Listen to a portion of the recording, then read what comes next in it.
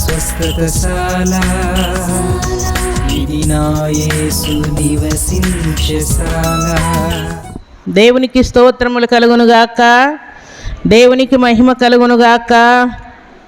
సర్వశక్తిమంతుడైనటువంటి దేవాతి దేవుడు ఇక్కడ ఏం పొందాడని ఈయన కృతజ్ఞతాస్తుతులు చెల్లించాలి. భక్తుడైన యోబు అంటే పొందినప్పుడు స్తుతించాలి, కోల్పోయినప్పుడు కూడా దేవునికి కృతజ్ఞత చెల్లించాలి. అదే నీతిమంతుల లక్షణం.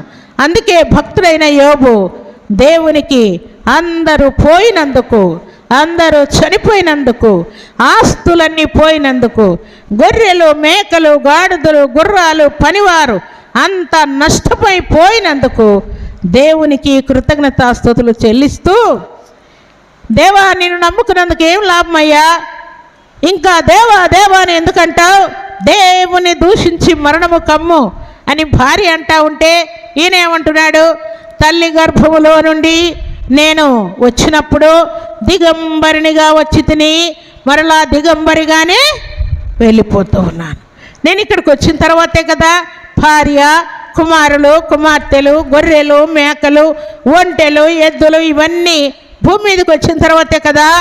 తల్లి గర్భంలో నుండి నేను వచ్చినప్పుడు దిగంబరిగా వచ్చాను, ఏమి లేకుండా వచ్చాను కదా అని దేవునికి ఆయన యెహోవా ఇచ్చినవన్నీ నేను తల్లి గర్భంలో నుండి వచ్చేటప్పుడు భార్యను కుమారులను కుమార్తెను తీసుకొని రాలేదు, యెహోవా ఇచ్చెను, మరలా యెహోవాయే తీసుకొని పోయెను అని దేవునికి స్తుతి చెల్లిస్తున్నాడు.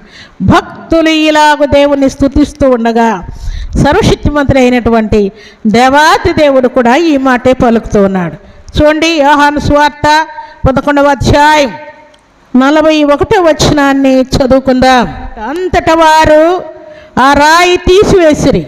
యేసు కన్నులు పైకెత్తి, తండ్రి నీవు నా మనవి వినినందున నీకు కృతజ్ఞతాస్తుతులు చెల్లించుచున్నాను. లాజరు అప్పటికే చనిపోయాడు, సమాధి చేయబడ్డాడు. లాజరును లేపడానికి దేవుడు అక్కడికి వచ్చాడు. మరి ఆ మార్తలు కన్నీరు మున్నీరై ఏడుస్తూ ఉన్నారు. దేవా నువ్వు ముందే నిన్నో మొన్నో వచ్చింటే మా తమ్ముడు బ్రతికేవాడని ఏడుస్తూ ఉన్నారు. అయితే ఇప్పుడు దేవుడు అంటూ ఉన్నాడు, ప్రియులారా, తండ్రి నీవు నా మనవి వినినందుకై నీకు కృతజ్ఞతాస్తుతులు. తండ్రి నా మనవి నీవు విన్నందుకై నీకు కృతజ్ఞతాస్తుతులు. లాజరును లేపడానికి నా మనవి నువ్వు విన్నావు. అప్పటికేమన్నా అక్కడ ముందేమన్నా ప్రార్థన చేశాడు ఆయన? ఏం చేయలేదు ప్రియులారా. చెప్పడమే నా మనవిని ఆలకించవయ్యా, నీకు కృతజ్ఞతాస్తుతులు చెల్లిస్తూ ఉన్నా. ఎప్పుడు నా మనవి నువ్వు వింటున్నావయ్యా నీకు వందనాలు. వినయ్యా అనట్లేదు, ఎప్పుడు నా మనవి నువ్వు వింటున్నావయ్యా నీకు స్తోత్రాలు అని లాజరు లేయకముందే దేవుడు కృతజ్ఞతాస్తుతులు చెల్లిస్తూ ఉన్నాడు. అప్పుడు రాయిని పొర్లించగానే లాజరు బయటికి లేచి వస్తాడు. ప్రియులారు, ఈలాగు ప్రభు సన్నిధిలో చేరిన ప్రభు బిడ్డలమైన మనము దేవుణ్ణి స్తుతిస్తూ ఉంటే స్తుతిలో ఉన్న శక్తిని పొందుకుంటావు, స్తుతిలో ఉన్నటువంటి బలాన్ని పొందుకుంటావు, స్తుతిలో ఉన్నటువంటి స్వస్థత పొందుకుంటావు, స్తుతిలో ఉన్న సమృద్ధిని పొందుకుంటావు. స్తుతి ద్వారా సాతాను క్రియలన్నీ లయమైపోతాయి. స్తుతి ద్వారా నీ పాపము నుండి కూడా నీకు విడుదల కలుగుతుంది. స్తుతి ద్వారా నువ్వు దీవించబడతావు. స్తుతి ద్వారా నీలో ఉన్న సనుగుళ్ళు గొనుగుళ్ళన్నీ ఎవరు అనుకుంటున్నావు?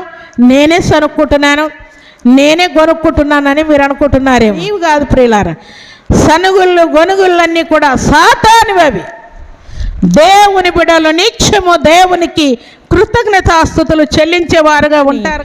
దేవుణ్ణి స్తుతించటం ప్రారంభిస్తే దేవుడు నీ కోసం దాచి ఉంచిన ఆశీర్వాదాలన్నీ కూడా నువ్వు అనుభవిస్తావు. ఆశీర్వాదాలకు అర్హులైపోతారు మీరంతే.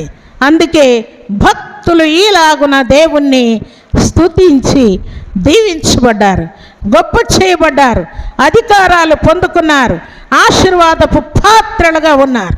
దేవుని సంబంధాలు ఉండాలా, సాతాను సంబంధాలు ఉండాలా? ఎవరి సంబంధులు? దేవుని సంబంధులుగా మనం ఉండాలి. మనము నోరు తెరిస్తే తీయనైన, మృదువైన, మెత్తనైన, చల్లనైన, చక్కనైన, దీవెనకరమైన మాటలే మన నోట రావాలి ప్రియులారా. అప్పుడు దేవుడు నీతో ఉన్నాడని రుజువు. దేవుడు నీతో ఉంటే చాలా మెల్లగా ఉంటావు, నెమ్మదిగా ఉంటావు, శాంతితో ఉంటావు. ప్రార్థన చేసే కొలది నువ్వు మెత్తపడతావు అంతే. నీలో ఉన్నటువంటి కఠినాత్మ దేవుడు తొలగిస్తాడు. భక్తుడైన పౌలు ఎట్లా నలగొట్టుకున్నాడు? ఉపవాసం ఉంటే ఏమైందంట? శరీరం కొవ్వంతా కరిగిపోతుందంట, విరిగి నలిగిన హృదయం వచ్చేస్తుందంట. మెత్తనైన, చల్లనైన, చక్కటి మాటలు నీ నోట ఉంటాయంట. అందుకని ఈ సంగతి భక్తుడు ఎరిగిన వాడై నిత్యము దేవుని సన్నిధిలో ప్రార్థన చేసిన ప్రతిసారి నా శరీరాన్ని లోపరుచుకోయా, నీ మాట ప్రకారం లోబడినట్టుగా కనికరించని శరీరాన్ని నలగొట్టుకుంటూ ఉన్నాడు.